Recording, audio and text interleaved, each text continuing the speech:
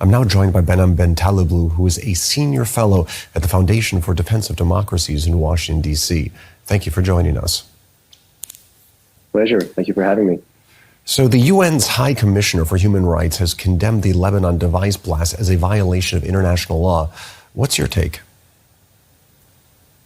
Well, it's an interesting take by the UN High Commissioner because there's been relative silence from the United Nations, both personally and professionally, when you look at high-ranking UN personnel, as well as from different organs of the UN body since October 8th, which is when Lebanese Hezbollah became the first of the many Iran-backed Shia militias in the region to enter and make what we're facing in the Middle East a wider multi-front war against Israel. So with immense respect to the High Commissioner, I find that to be a somewhat politicized take, and I also see it as one that looks at the conflict through a series of snapshots rather than a story of or a video that is changing over time. Well, it might be a politicized interpretation, but some analysts have been saying that Israel is playing Russian roulette and dramatically risk an escalation with Iran and its proxies. Do you agree? Well, actually, I think there has been a change in Israeli national security doctrine, perhaps not officially, but philosophically since October 7th, whereas when you looked at the way Israel dealt with many of these groups and even dealt with their patron, the Islamic Republic of Iran, it was more about managing the situation. Now, I think post-October 7, given issues Israel faces on many fronts now, I think it's quite keen to solve some of these problems. And militarily, Israel is indeed doubling down. It's added, for example, to its war aims by the war cabinet, the bringing back of the 60 to 80,000 internally displaced persons, which requires a measure of peace and calm and quiet on the northern border. And Israel appears united in the sense of achieving that means using the military option more frequently and with greater vigor and trying to gut as many mid to high level Hezbollah commanders as possible. So Israel is indeed engaging in some short-term escalatory steps with the hopes of restoring deterrence for a longer period of time. Well, as you were saying there, Israel does appear to be focusing its military campaign on high-ranking Hezbollah figures, and Hezbollah has now confirmed that the death of one of their top commanders in this recent attack in Beirut.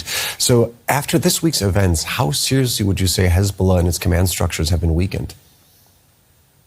Well, not to the extent that Hamas in the south, in the Gaza Strip, has been weakened, where there's been a systematic gutting of the Hamas political and military infrastructure inside the Gaza Strip, as well as transnationally with some of the strikes that we saw in Lebanon, as well as in Iran over the past 11 months. Hezbollah is a little bit of a different story. They've had different elements of their command structure, such as one of their air defense leaders, for example, taken out.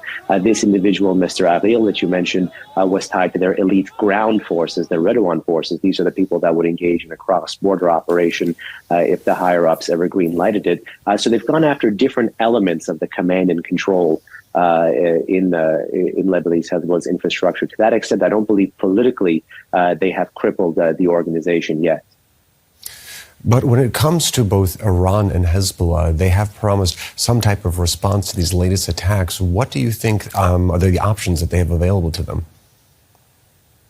Very interesting, less so Iran than Hezbollah in this instance. And even as we get more perspective and distance from it, it's been about a month and a half now since the Islamic Republic promised a harsh revenge and indeed talked about, quote unquote, bloodlust in response to the killing of Hamas chief Ismail Haniyeh in Tehran by the Israelis in late July, yet no official overt kinetic operation has commenced from the Iranians, at least, like we saw on April 13 and April 14. And I think the reason is the closer that we get to the one-year anniversary of the October 7 terrorist attack, the Islamic Republic is unfortunately, it's sitting pretty. It's looking back at the regional chessboard. Things are going its way. Regional normalization between the Israelis and the Saudis is delayed or at least pushed back. There's greater tension between the Arab street and the Arab states. And indeed, there's greater political tension between Arab states and Israel overtly and Arab states and even the United States of America. So while Iran's proxy network is more dependent on it and Iran is getting more great power patronage, Israel is indeed being politically isolated from some of its Western counterparts, as well as losing some of the bridges that it had built or tried to build earlier. So that may explain why the Iranians are not responding. And therefore, I fear it's more a sense of success than fear that is explaining the short-term restraint. With Hezbollah, I think it's still very much the art of the possible. They know that if they try to phase too much, they could end up losing their head. So they're quite keen to continue the tit for tat and escalate it ever so slightly to stay below some of Israel's thresholds. All right. That was Behnam Ben Taleblu, Senior Fellow at the Foundation for Defense of Democracies in Washington, D.C. Thank you very much for joining us.